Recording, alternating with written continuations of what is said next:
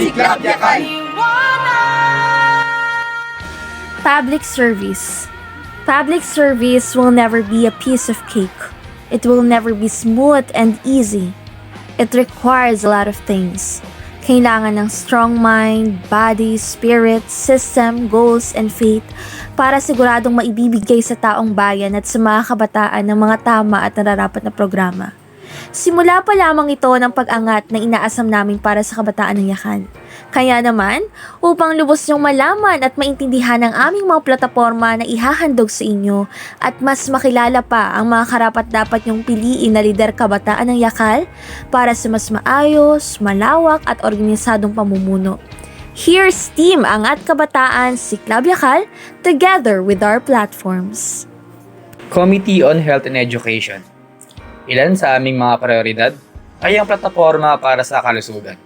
Nariyan ang Counseling for Mental Health Problems, Medical and Dental Mission, Feeding Program, Basic Life Support Training, and Bloodletting Drive Mission.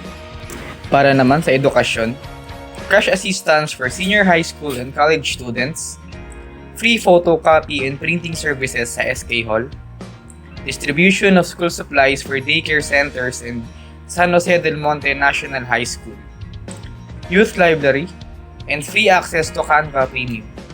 For Committee on Social Inclusion and Equity and Committee on Peace Building and Security, layan ng aming plataforma na maiparamdam sa kabataan ng Yakal ang kanilang mahalagang partisipasyon sa komunidad.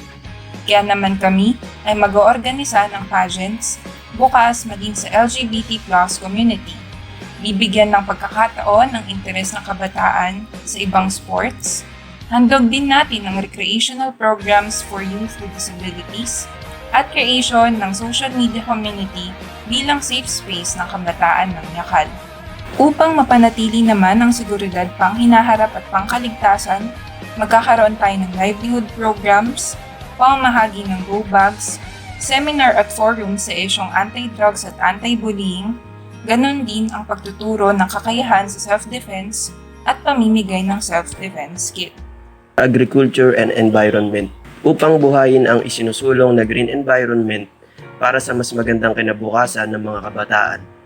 Ang ilan sa aming mga programa ay ang Ecobricks Training and Contest, Disaster Risk Reduction Management, Enhancement of Yakal Covered Court and Phase G3 Basketball Court, Community Bio and Non-Bio Trash Cans, Signages and Symbols, at ang Back to Basic na daily collection of garbages. Para naman sa platforms for agriculture, tree planting ang prioridad lalo na sa G3 Bicol Region.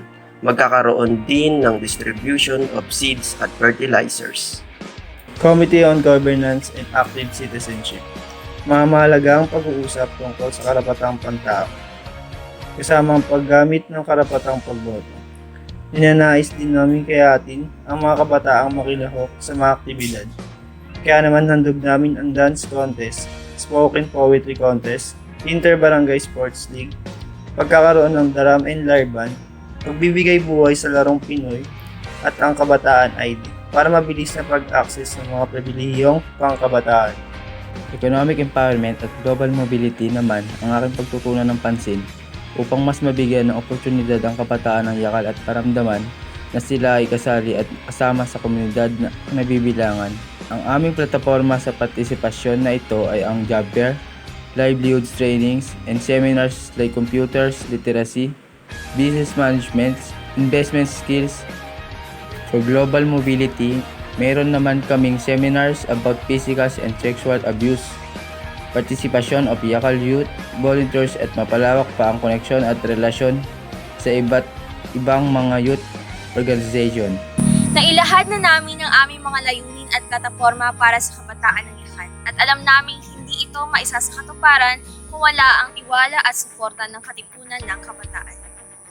Kaya naman, inaasahan po namin ang inyong paninindigan sa darating na halalan. Samahan at piliin niyo po sana kaming makakasama niyong tumindi. Mag-aangat At magpapasiklab sa mga kabataan ng Yakal. Once again, Rogie Anya Croventa for SK Chairwoman ng Barangay Yakal. SK Kagawad, John Riveres, #Yan Resilient for Yakal. Agatha Astrid Manuel, SK Kagawad Aspirant, and Agatha Yakal. SK Kagawad Aspirant, John Michael Corsena, palaging sisiguraduhin nandyan para sa kabataan. Ismael Muring, SK Kagawad Aspirant. Ismael lalaban palagi ang karapatan ng kabataan. At Jessa Saldo naman po, SK Kagawad Aspirant. Ibigay niya sa Ripping Service o Yakal. Muli, kami ang Team Angat Kabataan, Siklab Yakal!